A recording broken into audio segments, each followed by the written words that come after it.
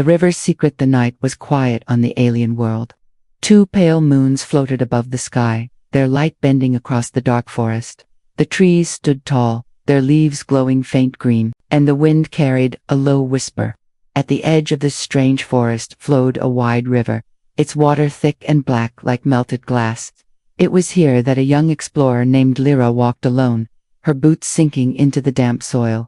She had come to this world searching for rare stones and hidden relics. The river was said to carry pieces of the past, bones of forgotten machines, treasures lost in the current. Her lamp flickered across the surface, catching shapes of drifting branches and shining stones. Every few steps she bent down, her fingers brushing the cold water.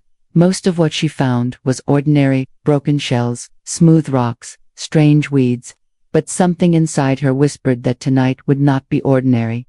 The water moved slowly, heavy under the pull of the moons. Lyra walked carefully, listening, searching, her breath steady in the night air. Then suddenly her foot struck something hard beneath the shallow edge. She froze, her heart jumping. Slowly she crouched down, pushing her hand into the cold water. Her fingers touched smooth metal, half buried in mud. She pulled, struggling as the river clung to it, and then it came free with a sharp splash. Lyra staggered back, the object heavy in her hands. She raised her lamp higher, the light falling across the thing she had found. Her breath caught, her eyes widened. It was not a stone, not a tool, not a broken part of a ship. It was a thumb.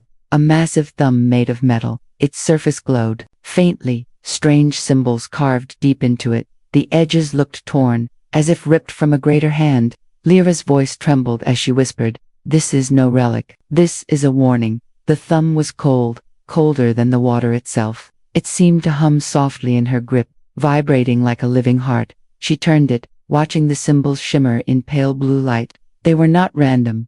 They formed lines, marks, maybe even a map. Fear gripped her chest, but curiosity was stronger. She held the thumb closer to her lamp, tracing the glowing marks with her finger. They pointed in a direction, away from the river, into the deep jungle. Her skin prickled as she realized this was no accident. The thumb had been hidden here on purpose, waiting for someone to find it. She looked back at the river, its black water sliding past like endless night. The current whispered softly, but to her ears it sounded like voices, whispers warning her to leave, to throw the thing back. Her hands trembled, her heart pounded, but her mind was caught between fear and wonder. What kind of being had a thumb larger than her arm? Why had it been cut away? And what was hidden in the jungle that the marks pointed toward? The night air grew heavier, the forest louder. She felt as if unseen eyes were already watching her. The thumb seemed alive, almost aware. Its faint hum matched her heartbeat, steady and low. Lyra held it close to her chest, whispering, "I don't know who you belonged to, but I will find out." She turned her gaze toward the jungle. The trees stood like giants, their glowing leaves shifting as though they moved with intent.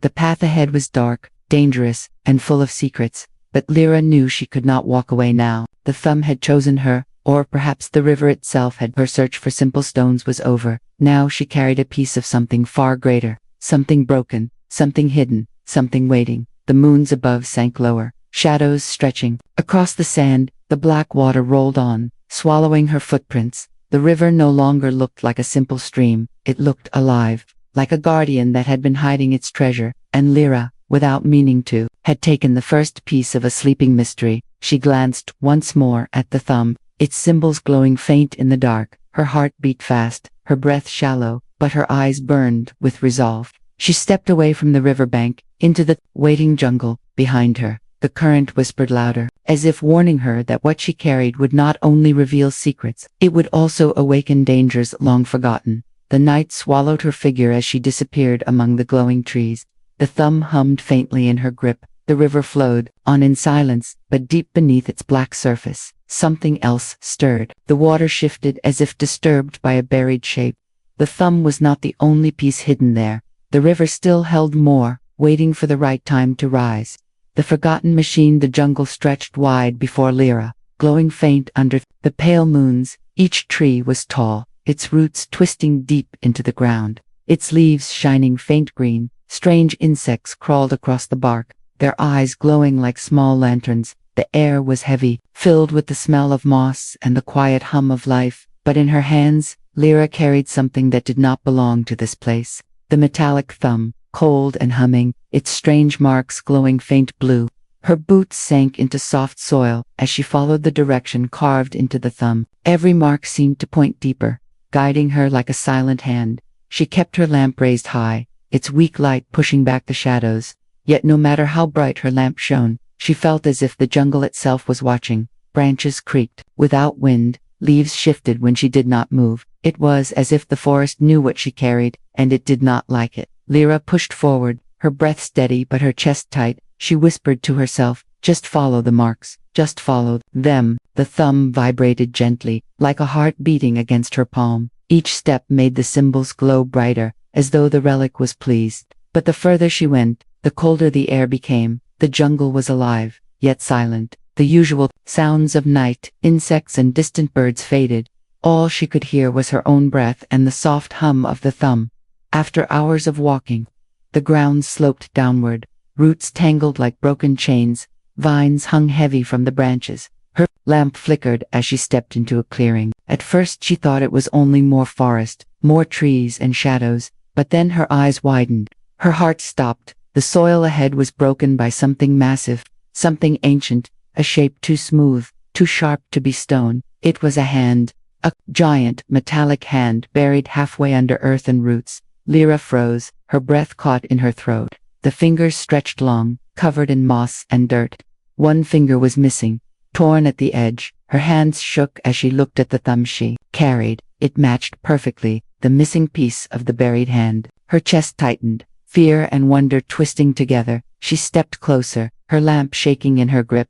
The size of the hand was larger than a house. It was not a statue, not a monument. It was something alive once, or maybe something still alive. Her eyes followed the shape under the roots. The hand led to an arm, the arm to a shoulder, and buried beneath the earth, a chest. Lines of glowing blue pulsed faint beneath layers of dirt. It was no dead relic, no broken ruin. It was a giant machine, sleeping, waiting. Its chest rose faintly, as if it was breathing. Every pulse of light matched the hum in the thumb she carried. They were connected, pieces of the same being. Lyra's knees felt weak, her mind raced. She whispered, "What are you?" Her voice trembled as she placed the thumb against the torn hand. The relic hummed louder, glowing brighter. The blue light inside the chest of the machine pulsed stronger in reply. The ground shook, dust falling from the trees above. The vines around the arm shifted, curling as if in fear. The forest itself seemed to move away from the giant. The machine's body groaned, metal grinding deep beneath the earth. Lyra stumbled back, her lamp shaking wildly. The thumb in her hand grew hot, the symbols shining like fire. She held it tighter, afraid to let go. The giant's chest throbbed, with light, brighter, stronger. For a moment, its massive body twitched, its fingers moving slightly. A low sound filled the clearing, deep and ancient. Not words, not breath, but something between. It felt like a voice trapped in the silence, a whisper of a being too large, too old. Lyra's heart raced. Sweat on her face, she whispered, "You are not dead." The forest echoed with the machine's hum. Birds screamed and fled into the sky. Animals rushed away into the shadows. The ground shook again, roots snapping, earth cracking. The machine's buried chest glowed brighter. It was waking, and Lyra was the one who had started it. She stumbled back further, her lamp catching the edge of the giant face under the soil. It was no human face, its features sharp, angular, designed for battle. One eye glowed faint under dirt, watching her. Her body froze, trapped between terror and awe. The thumb pulsed in her hand like a living heart, and the machine's chest beat in rhythm with it. She realized then the truth. The thumb was not only a piece of its body, it was the key to its return. Lyra's voice was faint, her breath uneven. "What have I done?" she whispered. The jungle stood silent, the river far behind her, but the ground at her feet trembled again. The machine's buried body stirred, its chest pulsed, its eye glowed brighter, and in the shadows of the forest, something else stirred too. The machine had slept for ages, hidden, forgotten, and now that Lyra had touched it, its awakening had begun. Humanity's choice. The clearing shook under the weight of something ancient. The ground split where roots tangled around buried metal. The machine's chest glowed brighter with every pulse. Its body trembled, its fingers twitched, its eye opened, faintly under the soil. Lyra stood frozen, her lamp shaking in her grip. The thumb in her hands hummed like a beating heart. She could feel the giant calling to it, calling to her. She stepped closer, her boots sinking into broken earth. Her hands trembled as she lifted the metallic thumb toward the machine's hand. The missing space where the thumb should be glowed faint, waiting. Her chest pounded, fear screaming inside her, but something deeper pulled her forward, stronger than fear. She pressed the relic into the broken hand. The ground roared, light bursting from the wound. The thumb locked into place with a heavy snap.